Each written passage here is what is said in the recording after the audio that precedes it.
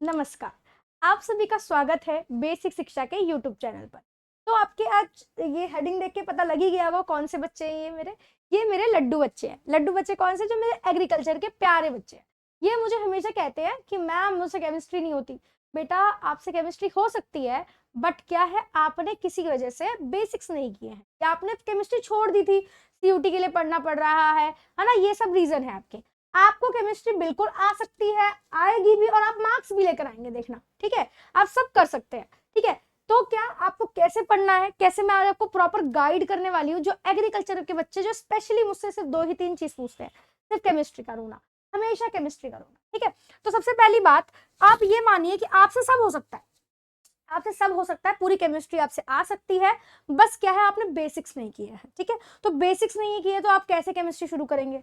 सबसे पहली बात, अगर आपको कोई बैच परचेस कर लिया है आपने, या आप मेरे साथ पढ़ रहे हैं, तो आपको एक चीज पता होगी, मैं सबसे पहले मैंने बेसिक्स करवाए थे, ठीक है।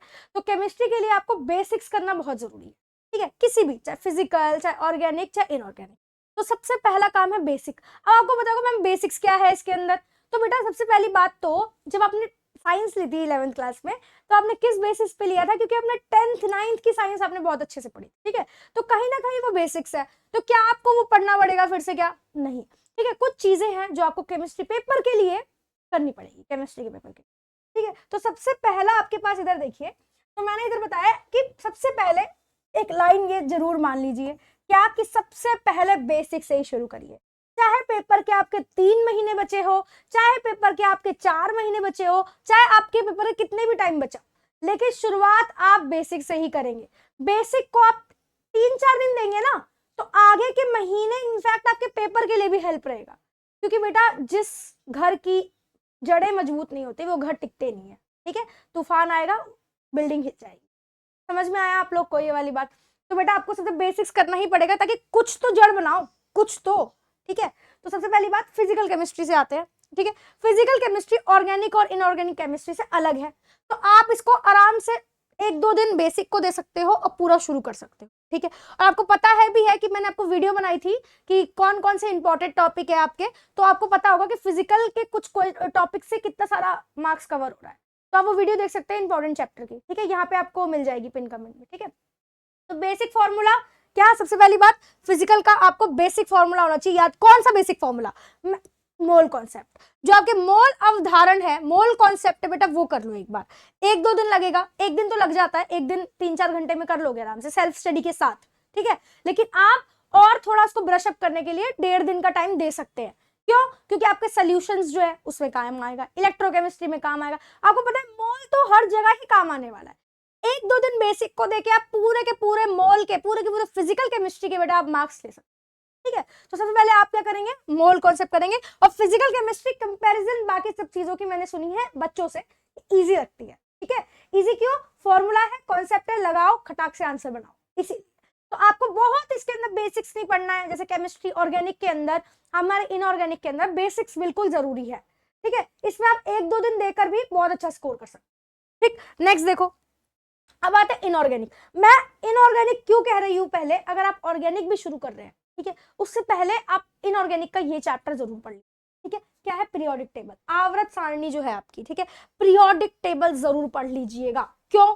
क्योंकि आप में कुछ ये 3 चीज सिखाएंगे वो मोटा मोटा। क्या क्या? इलेक्ट्रोनेगेटिव मतलब क्या? विद्युत ऋणात्मक, इलेक्ट्रोनेगेटिविटी। इससे आपको पता लगेगा कि कैसे कोई बॉन्ड खींच रहा है इलेक्ट्रॉन को, क्योंकि उसके पास पावर है इतना, इलेक्ट्रॉन ईएन ज्यादा है तो इलेक्ट्रॉन अपने पास रख लेगा, किसका ज्यादा है किसका कम है, इसके बारे में आप जानेंगे तो आपको ऑर्गेनिक में भी हेल्प मिलेगा कहीं ना कहीं, ठीक है। फिर आते हैं एटॉमिक साइज, परमाणु के आकार से, क्योंकि आपको पता है टॉप टू बॉटम जाएंगे, साइज बढ़ेगा, साइज बढ़ने से क्या होगा? कैसे बताओ क्या होगा? ठीक है। तो ऑर्गेनिक में भी आपको इसमें हेल्प मिलेगा, और इनऑर्गेनिक में तो होएगा ही होएगा, ठीक है। फिर क्योंकि आप परमाणु के आकार से उसका बंध की लंबाई कितनी है, बॉन्ड लेंथ कितना है, ठीक है। डबल बॉन्ड है तो कितना कम है या ज्यादा है, ट्रिपल बॉन्ड है तो कितना कम है, किससे ज्यादा कम है, शेप क्या है, तो आप एक बार इसको जरूर कर लीजिए, ठीक है। उसी में सीखेंगे इलेक्ट्रॉन एफिनिटी, जो आपके इलेक्ट्रॉन की बंधुता है, कि मतलब इलेक्ट्रॉन की उपलब्धि कोई अगर ले रहा है तो कैसे कर रहा है ये, तो ये आपको जरूर से कर लेना चाहिए। इनऑर्गेनिक के लिए भी अच्छा है, ये आपके ऑर्गेनिक के लिए भी कहीं ना कहीं अच्छा है, क्योंकि मुझसे हमेशा पूछते हैं कि मैम क्यों हमेशा कार्बन के कंपैरिजन में क्लोरीन इलेक्ट्रॉन रखेगा, कार्बन क्यों नहीं रख रहा है? तो क्यों? क्योंकि EN की वजह से, विद्युत ऋणात्मक की वजह से।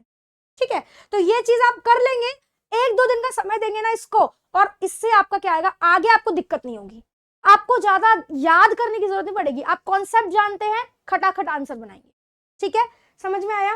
फिर आ जाते हैं हमारी महान ऑर्गेनिक। ठीक है, जिस पे आपके बहुत सारे क्वेश्चन है। सबसे पहली बात तो इसके प्रभाव पढ़ लीजिए आप। प्रभाव क्यों पढ़ना? क्योंकि प्रभाव 11th क्लास में पढ़ाए जाते हैं। ठीक है, 11th क्लास में पढ़ाया जाता है, लेकिन पूछता 12th में है वो। तो आपके जो प्रेरक प्रभाव है, अनुनाद है, अति संयुग्मन है, मीजोमेरिक है, हाइपर कॉन्जुगेशन, रेजोनेंस, इंडक्टिव, ये जितने प्रभाव है तो ये 3-4 ही, लेकिन इंग्लिश हिंदी मिला के इतना हो गया। ये जितने भी प्रभाव है आपके, ठीक है, इनको कर लीजिए। क्यों? क्योंकि आपके एसिड, बेसिक, pKa, pKb इन सब में आएंगे। ठीक है, यहाँ तक कि आपका बॉइलिंग पॉइंट, इन सब की चीजों में इसमें इस्तेमाल होने वाला है। तो ये एक बार आने ही वाला है, पता है पेपर के अंदर, तो बेसिक क्यों नहीं पढ़ना है? ठीक है, तो इनको बिल्कुल बेसिक से करिए, टाइम दीजिए पूरा। मैं तो कहती हूँ पूरे सिर्फ और सिर्फ ऑर्गेनिक, इनऑर्गेनिक और फिजिकल के बेसिक्स के लिए आप पूरा 1 वीक बना ही लीजिए, चाहे तो 1 वीक बना लीजिए। ठीक है, कि स्टार्टिंग मेरा 1 वीक सिर्फ और सिर्फ बेसिक का होगा, क्योंकि अगर आप 1 हफ्ता बेसिक बनाएंगे तो आगे के आपके महीने फटाफट ब्रश अप होंगे।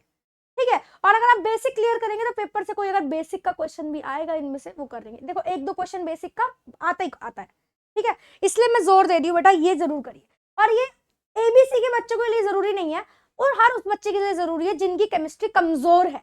ठीक है, जिनको लगता है केमिस्ट्री ओहो हो, गुस्सा आता है कि क्या है बेटा, केमिस्ट्री मार्क्स स्कोरिंग है, आप कर सकते हैं, लेकिन एक बार बेसिक करके देखिए। ठीक है, बेसिक्स करिए, क्वेश्चन लगाइए। ऑर्गेनिक में सबसे ज्यादा जरूरत है क्वेश्चन की। पढ़ने के बाद सिर्फ क्वेश्चन ही है जो आपको याद करवा सकती है ऑर्गेनिक। ठीक है, क्योंकि याद करने, आपको याद रहेगा ना कि क्वेश्चन गलत हो गया, ओ शिट क्यों गलत हुआ, आपको याद रहेगा हमेशा कि अच्छा मेरा इस कॉन्सेप्ट की वजह से गलत हुआ। ठीक है, इसलिए मैं कह रही हूँ, मेरी बात मानिए, करके देख लीजिए। 1 वीक ऑर्गेनिक को दीजिए, और उसके बाद बाकी चीजें 1 वीक ऑर्गेनिक, इनऑर्गेनिक, फिजिकल, पूरी केमिस्ट्री के बेसिक को 1 वीक दीजिए। सही बता रही हूँ मैं, 1 घंटा भी देंगे ना बेसिक्स को, आपके पूरा 6-7 महीने आगे जो मेहनत या रगड़न होने वाली है वो कम हो जाएगी, वो लोड कम हो जाएगा।